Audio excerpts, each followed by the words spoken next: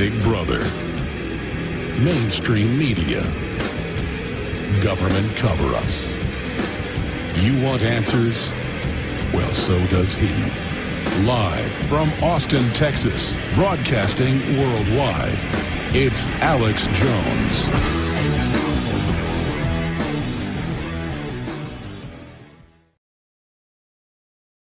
Now, going to David Icke, we're going to play this clip again. It's very short. I'm sure David's seen it, but I haven't asked him. But here's one of the clips. This is a couple hours after the shooting Saturday, and they talk about Ayn Rand. They talk about another author, and then they go after David Icke for conscious dreaming, which I haven't really heard David talk much about. Now they're blaming me for the conscious dreaming because I'm in the film Waking Life, a Richard Linklater film that is about that. I mean, this is crazy now. If you talk about daydreaming, you're now going to cause mass murder. Let's go ahead and play that clip. This man also talked quite a lot in these strange videos of his about what he called conscience dreaming, but I think is almost certainly meant to be conscious dreaming, which is an idea that also has been kind of tossed around on the radical right, in particular by a kind of British conspiracy theorist by the name of David Icke. So a lot of these ideas, his burning of the flag, his talking about the government as treasonous, and using mind control to control the rest of us. And so no, he was talking in class about could he be under mind control. David Icke, we now learned that they knew he was death-threatening people and were doing nothing. That's Reuters. We now know the media kept asking Giffords over and over again, nationally and locally, is somebody going to kill you? Is somebody going to get you? Pretty much triggering this guy. They can program people who are unstable now through the television. They don't even need to grab you. You're an expert in this mind control, David, and they're now coming after you. Let's get into what you think of this shooting and all the rest of it. Well, the fact that they're coming after me makes me delighted, because if I'm rattling their cage, then I'm doing something right.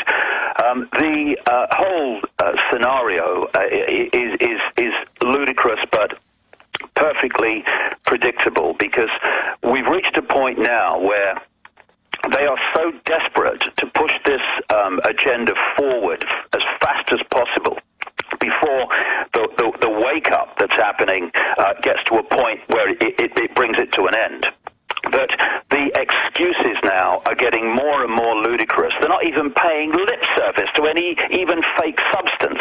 Someone burns his bum on some small little device on a plane, and suddenly everyone's getting radiated every day in America in full-body scanners, thanks to people like Michael Chertoff, former head of Homeland Security and co-author of the Patriot Act. And now we have this situation where either one of the two, a guy who became mentally ill and mentally deranged from some sort of natural process, or quite possibly, because it's happening on an incredible scale, a manipulated, implanted process, it goes crazy with a gun, and immediately, on cue, just like when 9/11 happened, they were talking about Bin Laden immediately. The next stage of the whole thing unfolds where they're using it, and I have to say, I am so utterly disgusted and repulsed that these people can be so shameless to have no heart, no compassion, no sense of decency, that they can use an horrific event involving the death of a 9-year-old child, among many others, to push their political agenda, to defame and try to discredit those that are uncovering the very cabal that controls them. It turns my stomach. It makes me puke. This is the level of soulless, compassionless lack of empathy that we're dealing with the people that are pushing this agenda now. It is just horrific to see this unfolding. Now, you've written extensively in the last 17, 18 years about Satanism and why we see it at Skull and Bones, Bohemian Grove, why we see it involved with almost every serial killer, especially those that go after children, altars. I called him, as a Satanist, instantly when I started reading about it Saturday, but on air Sunday. Then Monday morning, yesterday, the Newark Daily News and others had somebody sneak in his backyard. There was a full-bore tent, an altar. The family obviously knew about it. They're described as the Addams family by locals. Now their house is boarded up. I think the whole group needs to be investigated. But over and over again, and you've done deep research on this, there is extreme Satanism, but as you've proven, it's used as a template for mind control. And former FBI L.A. division directors that we've had on this show have gone over that as well. I mean, what's going on with this Satanism? Well, as I've written and talked about extensively, not least recently, the 3 points of the monster, if you like, in terms of this area that we're talking about, are Satanism, mind control and secret societies, and pedophilia. And those all work as one unit. It's not saying every Freemason's a Satanist, every Satanist is a Freemason. Every Freemason's a pedophile, every pedophile is a Satanist. But there is a massive connection between them, not least in the way they use techniques, not only, Alex, to mind control people and get them to act, react, and perceive in the way that they're programmed to, but also, and we've talked about this before, it's about getting people possessed by very malevolent entities. That's what Satanism and satanic ritual and manipulation is overwhelmingly about. It's about putting another malevolent consciousness in control of that person's body, so it reacts and behaves in line with that malevolent entity. It's no accident, mate, that they've been talking about possession for hundreds and thousands of years in every culture, and they're still talking about it today. And if you look at Loeffner, you can't fake that. I mean, he looks like he's demon-possessed. And for those that are atheist or whatever, even if you don't believe this stuff, notice that atheism, in many cases, in his case, then leads to this occult voodoo with the skull and the oranges and the altar. That's what that is, ladies and gentlemen. And what is voodoo? Voodoo is possession by the spirits, and he was there wanting to be possessed, and I've researched voodoo. That's what that ritual is with the skull, by the top hat wearing skull, or the devil. In voodoo, he was asking to be possessed by the devil. That's basic criminology, and the key here is the globalists believe in this. When I infiltrated Bohemian Grove, they asked for the spirits of old Grovers to be there. They asked for the spirit of Moloch to enter them on videotape. I mean, even if you don't believe in spirits, folks, these people do. David Icke. Well, the fact is, and I've talked to former Satanists all over the world over the last 20 years in my research of this, the hierarchy of Satanism is dictated by the power of the demons that possess you. That's why Satan is seeking more and more power and more status within these networks, are constantly seeking more and more powerful demonic entities to take them over. That's why some of the most demonically possessed people end up in the positions within the conspiracy, within politics and banking and business and military and all these things, media. And therefore it's no accident that all those operations working as one unit treat the world and control the world with such lack of empathy, lack of decency, lack of soul, lack of compassion, and it's everything is what is best for them, and the consequences for others are irrelevant. But there's another aspect to this which has to be spoken about if we're going to understand the Southern Poverty Law Center. It works with a network of organizations like the Anti-Defamation League and Abe Foxman, the Simon Wiesenthal Center, the American Jewish Committee, and others. And it's a network which is designed, and it answers ultimately to the House of Rothschild, designed to target anyone who gets too close to the truth about the conspiracy, to dub them racist, to dub them right-wing, to dub them terrorists, and potentially violent. And this is what happening now. The Southern Poverty Law Center, I mean, where the hell the poverty comes from, Alex, I don't know. It's got assets of $200 million.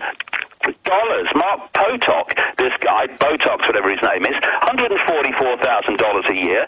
The president and CIO, Richard Cohen, $351,000 a year. On it goes and on it goes. It's a money-making organization, which, like the Defamation League, something like $50 million a year in fundraising.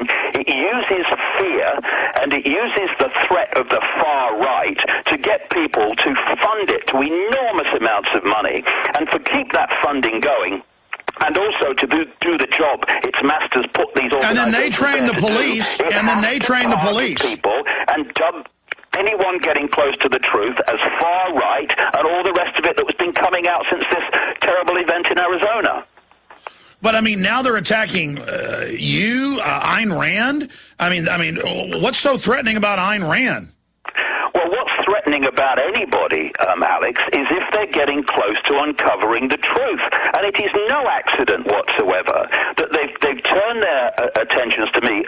These groups had me in their sights back in the 90s when they were trying to get venues to ban me from speaking, and succeeded in places like Canada. But because what they were saying about me and what I say publicly, what I write, what I stand for, are so ludicrously different and opposed, it didn't stick. And this won't stick either. It's desperation. But it's no accident that on New Year's Day, I put out a major expose article across the internet. You can get it on my website. It's called They Dare Not Speak Its Name, Rothschild Zionism, pointing out that Zionism is not about the benefiting Jewish people. It's on its play-out level, it's only a political philosophy. But the key point, Alex, is at its core, it is a secret society created by the Rothschilds, controlled by the Rothschilds, and it's there for the benefit not of Jewish people, many of whom incidentally fundamentally oppose Zionism, or Rothschild Zionism as I call it. It's there to serve the Rothschild, Illuminati, Rockefeller, subordinates to the Rothschilds agenda.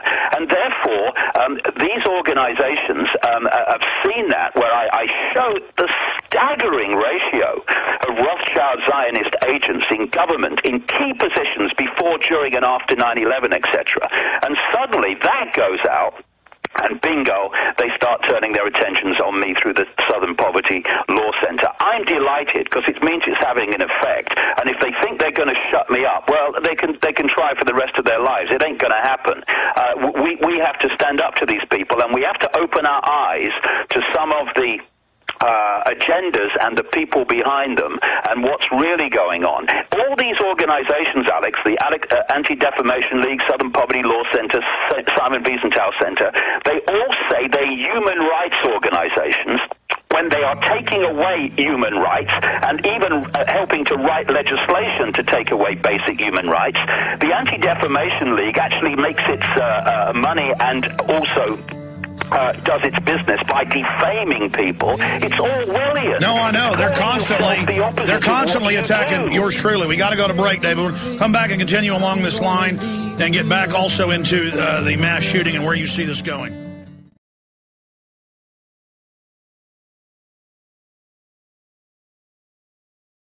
All right, we've only got David for this segment and the next, but I wanted to get him on because I did see his report on the free speech attack machine of the Rothschilds, and that really is who's financing it. I've done the research. And then you say, please don't lie about me. Please don't attack me. It's like, oh, you must be racist. And again, this has all been laid out. But these groups have gone too far because now if you don't want government-run health care and death panels, they say, oh, you don't like black people. I mean, it just doesn't work anymore. And I want to get back into that, David, in the time we have with you, because we were having an interesting discussion during the break about Lou Dobbs and other issues that I was aware of. And then now Ventura's show, having some of the episodes pressured off air, and that's Homeland Security and ADL and others. I can tell folks, but I've been asked not to get into all the details. The problem is, once you're in people's confidence, you have to agree as a journalist to not get into, all the areas if they ask you not to, and that's their decision. But when you were talking about world leaders being into the occult and Satanism, it doesn't end with Ronald Reagan's wife being into astrology and all decisions being made on that. That's kind of the doorstep. Look at mainstream news with the former British Prime Minister Tony Blair being possessed every morning by a, quote, spirit and flopping around the ground and going to druidic sites and doing rituals. His wife being called a witch, is a witch. The head of the Church of England, now a druid priest. We have Francois Mitterrand, who built the 666-piece pyramid and admitted Luciferian. I mean, this stuff is not hidden. Well, no, but also, you know, we've got to be careful that, you know, knowledge is knowledge. Knowledge and awareness is not good or bad. It just is. It's the use of it. And therefore, astrology is a science. I mean, we won't do it now. I'll probably never do it on this show, but I could talk for a long time about astrology and how it works and why it is. It's how you use things. And it's how you use this knowledge. And they use it in a very, very negative way. They understand that, I mean, the people on the inside, how the psyche works, what the human body is, what the basic nature of this reality is, and therefore they use that knowledge to manipulate the people and the minds of the people and the perceptions of the people, even an individual target, for some particular event and horror, or the people en masse. And they do it by having that knowledge and keeping that knowledge systematically from the public arena, where the people can have some access of understanding of themselves, their reality, and how it's being manipulated. And therefore, not only is it dangerous from these people's point of view to put out information about the banking scam and the financial scam and the global warming scam and all these other things that absolutely need to get out there, they are terrified of the nature of reality coming out as well. And so they target people like me, not just for putting the conspiracy stuff out, which I do, of course, like you all the time, but the other stuff. And it's information. What they've created is an information bubble to keep the people in ignorance of so much, including the nature of their own self. And anyone who is threatening to burst that bubble, which more and more people are now, means they have to get more and more desperate, and that's what we're seeing, and more ludicrous in the way they try to discredit, stop, block those people who are threatening the bubble. Well, look at how the ADL Southern Poverty Law style folks going after Lou Dobbs, who's a great guy. Look, I mean, this is not civil rights or human rights. I mean, these groups really are at the forefront of trying to shut down free speech. They want the fairness doctrine again, and people need to stand up and say no. Exactly. What we need to do is realize, because it's not difficult, it's blatantly in our face, that these people have no interest in human rights. They have an interest in destroying them. They have no interest in freedom of expression or freedom of any kind. They have an interest in destroying it, because the masters that they serve want to destroy it. That's the reason that they're doing all this stuff. So if they are targeting people, it means that the people must be saying something right. All right, stay there, David. 5 more minutes with you. We got a 60-second break. Then it's your phone call. Stay with us. It's our final segment with David Icke. We're only having him on for roughly a half hour. Your calls directly, I promise, call after call, coming up in the next segment. But David was getting into censorship, and it is the Southern Poverty Law Center, ADL, other groups that, claim, they're fighting the Ku Klux Klan, and then next they're saying, by the way, you shouldn't criticize health care. You're a racist if you do. Or David Icke talks about expanding your consciousness. That's extreme right-wingism. I mean, this is crazy. But they know exactly what they're doing, and they're now moving to restrict free speech, to bring in the fairness doctrine, and they are losing a lot of credibility, and the globalists more and more are scared. And that was the point I wanted to get into with you, Dave. We were talking during the last segment, and you agree with my view that there is an explosive awakening happening right now, and that's why they're trying to move to start curtailing the web taxes, web IDs, restrictions on speech all over the world. The globalists are in trouble. Look, when a human rights organization allegedly tells you that they've got to take your freedoms and freedom of speech away, well, actually, something's clearly blatantly wrong. They're a bunch of liars. They're a bunch of hypocrites.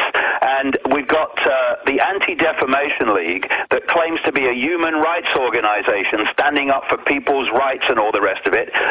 Back in the 90s, it was exposed for having people working for it that were infiltrating what we would call today progressive groups, infiltrating Arab Americans, infiltrating Native Americans, and infiltrating black Americans. No, police stations and stealing files. Passing information to the apartheid regime in South Africa about them and Mossad. This is the real Anti-Defamation League. This is the real Poverty Law Center. Absolute hypocrites. Garbage. I interrupted you to throw in that the ADL was actually convicted in California, breaking into police departments, having spies, getting police files on politicians. Even Mossad front, Alex. It's a Mossad front in America, just like AIPAC is, and just like the Simon Wiesenthal Center is. It is a Rothschild Zionist fronts. And it's amazing to me that people like Obama and all these moralizing people in the media and these moralizing politicians, these moralizing pseudo-human rights people like Mark Potok, they can't get a microphone quick enough when something like this happens, an horrific event like this, but they are quite okay with mass murder by America and Britain governments and military of people in Iraq, Afghanistan, Pakistan, year after year after year. ADL and others were passing stuff through Israel to the apartheid regime that Israel just loved. You know, that's the kind of stuff we're not supposed to talk about. Like when Jimmy Carter said that it's apartheid over there in the Middle East, everybody got so mad, but Israel worked with the apartheid regime, including on race-specific bioweapons. Yeah, Israel is an apartheid regime every bit as much as South Africa was and every bit as much as America was in the time of the version of apartheid. And it's not only an apartheid state in Israel regarding Israelis and the Palestinians. It's an apartheid regime, even between different levels of Israelis and Jewish people. The way they treat black Jews from Ethiopia in Israel is little better than vermin. David Icke, amazing, amazing. We're out of time.